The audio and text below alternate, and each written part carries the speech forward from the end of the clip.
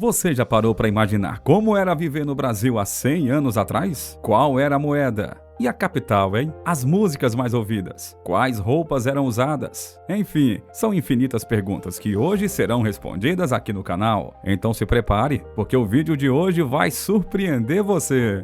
A gente começa o vídeo falando sobre a população do país. Bom, hoje vamos falar de um Brasil com mais de 200 milhões de habitantes, certo? Nos anos 20, a nossa população não passava dos 30 milhões, ou seja, tivemos um crescimento de aproximadamente 170 milhões de brasileiros em pouco mais de 100 anos. É algo incrível. Mesmo naquela época, grande parte da população já havia migrado para os centros urbanos. Ainda assim, o Brasil continuava sendo uma nação bastante agrária, com enormes fazendas. Os jornais e as revistas do período costumavam retratar os habitantes do Rio de Janeiro como pessoas elegantes, bonitas, e com isso tinha-se a impressão de terem um maior nível de escolaridade e, obviamente, maior poder aquisitivo. Na realidade, infelizmente, não era bem assim não, como veremos nos próximos itens do vídeo.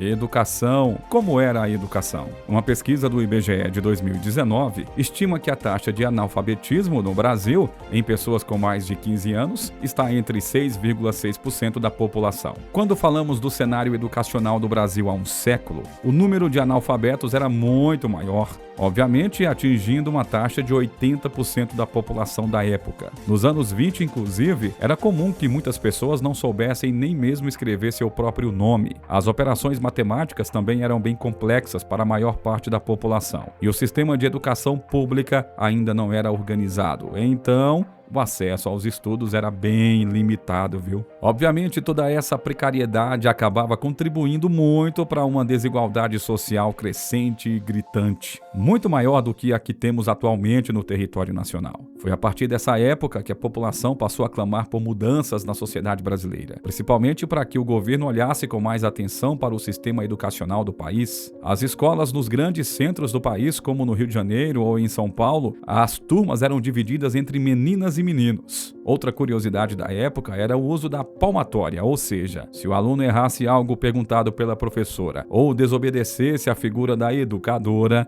provavelmente seria castigado com palmadas. Algo completamente absurdo nos dias de hoje, mas que infelizmente fazia parte do sistema educacional antigo no Brasil. Bom, por conta da escassez de escolas, do sistema desorganizado e da grande desigualdade social, era extremamente comum que os jovens abandonassem os estudos para ajudar os pais a trabalhar. Por mais desconexo que isso pareça com a atualidade, isso ainda é a realidade de muitos lares no Brasil.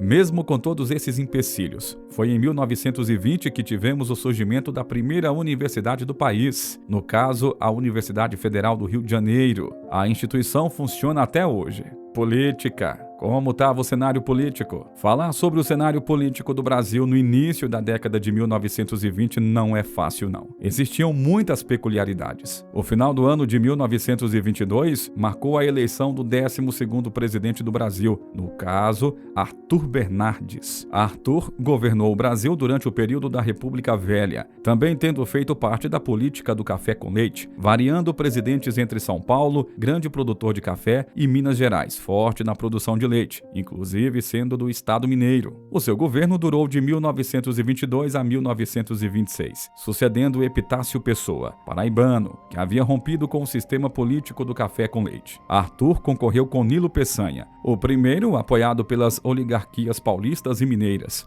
enquanto o segundo era o candidato dos oligarcas do Rio Grande do Sul, da Bahia e do Rio de Janeiro. O cenário político que cercou aquela eleição era assim de muita instabilidade. O mundo havia acabado de sair de uma guerra mundial, uma epidemia de gripe espanhola, e aqui no Brasil ainda tínhamos muitos questionamentos sobre o modelo da república. Tivemos, por exemplo, o movimento tenentista, que buscava a derrubada de Arthur Bernardes do poder e uma republicanização da república. O tenentismo se popularizou entre militares de média e baixa patente e possuía um viés liberal. Enfim, o sucessor de Arthur na presidência acabou por ser o Washington Luiz, ficando no poder de 1926 até 1930. E se você chegou até aqui, meus parabéns para você. Eu quero te falar que temos uma história surpresa no item 3 desse vídeo, que vai te deixar fascinado pela história do Brasil. Então fique aqui com a gente que logo logo eu vou contar para você. Economia, o nosso próximo tema. A moeda dos anos 20 era outra. Naquela época se usava os chamados réis. O cenário econômico era muito divergente do que temos hoje. A instituição do salário mínimo, por exemplo, só aconteceu no país em 1936. O real só virou moeda no país em 1994, no governo de Itamar Franco. E falando mais sobre os réis, basicamente, se você possuísse 100 conto de réis em 1921, isso era equivalente a um tostão. Mas o que dava para comprar com isso? Bom,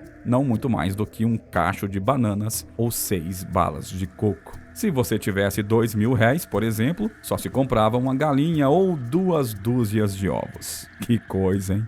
Principais produtos da época. As propagandas na época também eram bem comuns. Ainda que não tivéssemos o advento da TV, era comum que os produtos fossem anunciados em jornais, revistas, cartazes, no rádio e em todos os outros meios possíveis. Entre os produtos que chegavam ao mercado, se destacava o Guaraná Champanhe, mais tarde sendo conhecido como Guaraná Antártica. A bebida era chamada assim por conta de sua garrafa semelhante ao do tradicional champanhe. Hoje, o refrigerante em questão ainda é um dos principais do mercado e é considerado um dos símbolos do nosso país. Outro local muito conhecido pelo investimento em divulgação na época eram as Casas Colombo. Elas eram armazéns especializados na comercialização de tecidos e roupas prontas de modo geral, mas principalmente também na venda de ternos e vestimentas elaboradas. Eles tinham o hábito de investir muito forte na divulgação por meio de revistas e eram muito populares entre os brasileiros da época. Algo que também era muito procurado nos anos 20 eram os carros de luxo para casamentos,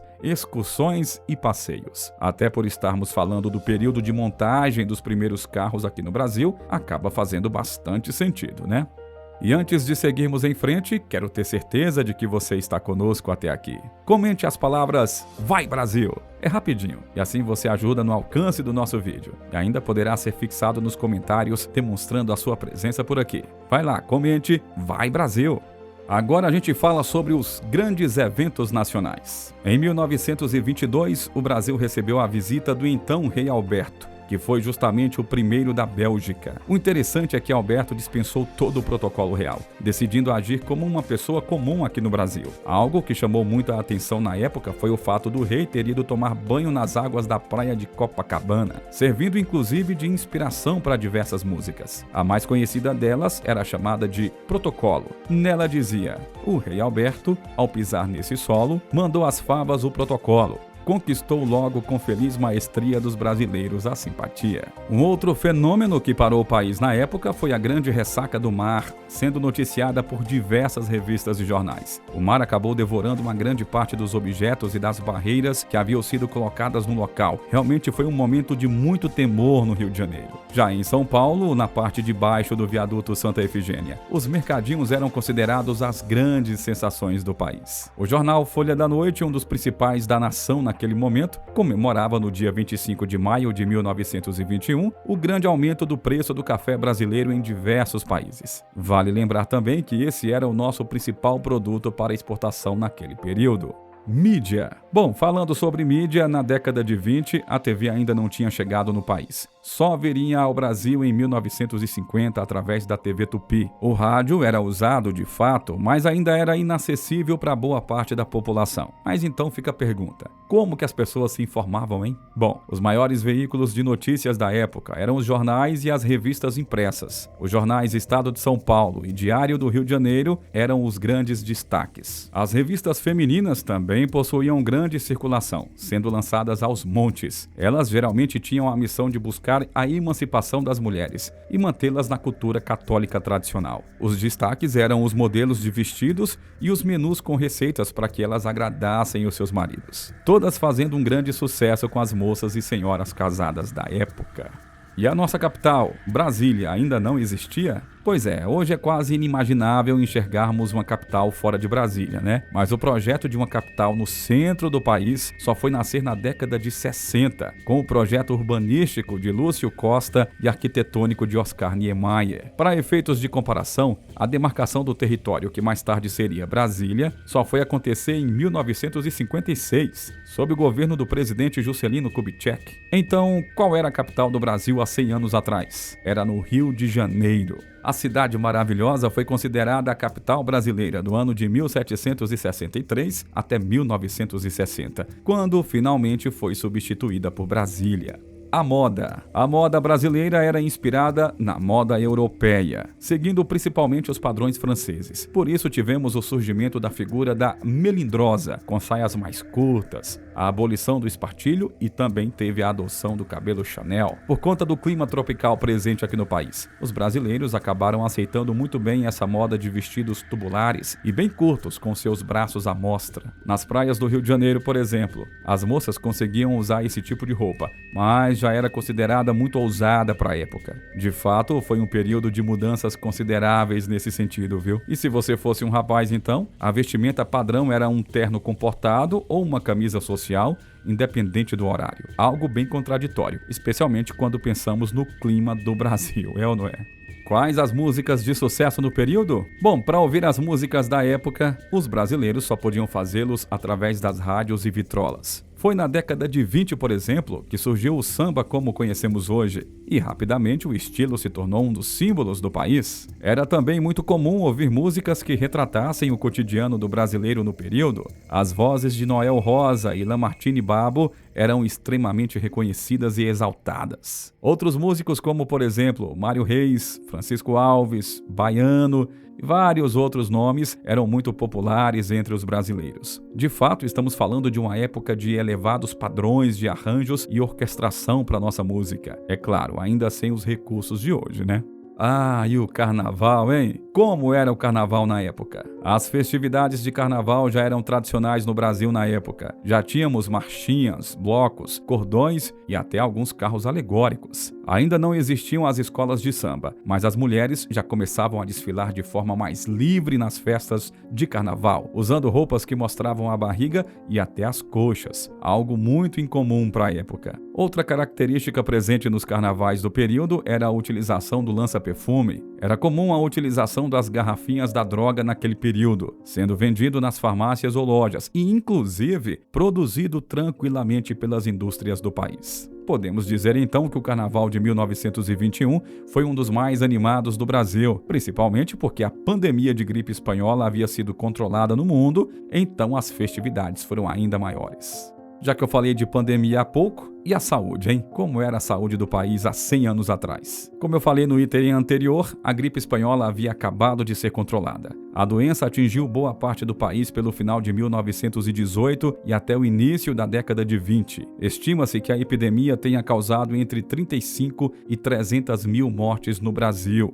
Infelizmente, os dados não são tão precisos. O que sabemos de forma clara é que o Brasil possuía poucos recursos e isso dificultou bastante o controle do vírus. Existem até histórias de que faltavam pessoas para enterrar aqueles que haviam falecido durante o período. Carlos Chagas, conhecido por ter descoberto a doença de Chagas, foi quem teve papel fundamental no controle da gripe espanhola aqui no país. Na época, vale lembrar, não existia um sistema público de saúde. Quase tudo era feito de forma filantrópica e também por meio das santas casas para atender a população afetada. No Rio de Janeiro, que foi a cidade mais afetada, Carlos Chagas foi responsável pela abertura de 5 hospitais de campanha e mais de 20 postos de atendimento nas estações de trem. O sanitarista ainda foi responsável pelo fechamento de escolas e de eventos com grandes aglomerações, o que auxiliou muito no controle e no combate ao vírus. Sem dúvidas, o médico Carlos Chagas merecia muito mais reconhecimento do que acaba tendo, né? Ele foi, de fato, uma das maiores e mais importantes figuras da história do nosso país. Emprego e industrialização. Naquele período, São Paulo já começava a despontar como a grande metrópole industrial do país. A Ford, por exemplo, chegou ao Brasil em 1919, tendo a sua sede lá em São Paulo. Inicialmente, a montadora tinha o objetivo de importar os modelos do exterior, mas com o tempo os veículos passaram a ser produzidos em território nacional. E foi também em 1921 que a primeira fábrica da Nestlé foi aberta no país, mais especificamente na cidade de Araras, interior de São Paulo. Naquela época, teoricamente, a escravidão já não existia, mas a população negra tinha os empregos mais duros e minimamente remunerados, como carregadores de carga ou faxineiros. Enfim, apesar do desenvolvimento urbano ter sido razoavelmente grande na época, os trabalhos ainda eram predominantemente rurais, ainda utilizando muito da mão de obra estrangeira assalariada. Morar em um grande centro, ser alfabetizado e ter um curso de datilografia eram os passos para ter um bom emprego no início da década de 1920. Os primeiros carros. Algo que marcou o início da década de 20 no Brasil, sem dúvidas, foram os primeiros carros fabricados em território nacional. Era comum que diversas pessoas se dirigissem até as montadoras para observarem como os veículos eram montados. Os primeiros carros produzidos pela Ford aqui no Brasil foram os modelos T e TT. Basicamente, um carro do modelo mais popular da Ford, o T, era produzido por minuto aqui no Brasil em 1920. Esse foi um grande passo para a popularização dos veículos pelo país, ainda que no período fossem inacessíveis para uma esmagadora parte da população. Morte de figuras importantes. Um dos acontecimentos mais marcantes da década de 20, sem dúvidas, foi a morte de Isabel de Bragança, Bourbon e Orleans, a princesa Isabel. Apesar de no período em questão não estarmos mais vivendo no império, mas sim em uma república, a princesa foi uma das figuras mais importantes e relevantes da história do país. Ela faleceu na França em novembro de 1921. Ela morreu no exílio, aos 75 anos de idade, por conta de um agravamento de uma pneumonia. Os seus restos mortais e o do seu marido, que acabaria falecendo no ano seguinte, foram transportados de navio para o Rio de Janeiro em 1953 e ficaram na catedral da cidade. É sempre importante lembrar que Isabel é muito lembrada por ser a regente responsável pela abolição dos escravos através da Lei Áurea, que foi aprovada no dia 13 de maio de 1888. Locais que não existem mais. Diversas estruturas famosas da década de 20 já não existem mais. Muitas delas acabaram sendo modernizadas, abandonadas e até demolidas. O Palácio Municipal do Rio de Janeiro é um dos grandes exemplos disso, já que em 1940 o local foi demolido para obras de modernização. A Praça 11 de Junho, um dos berços do samba e da boemia carioca, e a Igreja de São Pedro dos Clérigos também foram demolidas na década de 40 para a construção da Avenida Getúlio Vargas. O Palácio Monroe, que até chegou a ser a sede da Câmara e do Senado Federal, foi derrubado em 1975 e até hoje muitos cariocas lamentam a sua perda. O local era muito bonito e visto como um ponto tradicional da cidade. É incrível pensar em todas as diferenças que 100 anos de história fizeram ao nosso país, né? As mudanças na cultura, na música, nas vestimentas, na moeda, enfim, são muitas mudanças. E você, conhecia todos esses fatos sobre o Brasil? Comente o ponto que você achou mais interessante. Ficaremos muito felizes em saber a sua opinião. Não esqueça de checar se você está inscrito no canal, hein? Deixe o seu gostei e ative as notificações para receber todos os nossos próximos lançamentos. Sinta-se à vontade para sugerir temas a serem abordados aqui no canal. Obrigado por ficar até aqui e até o próximo vídeo.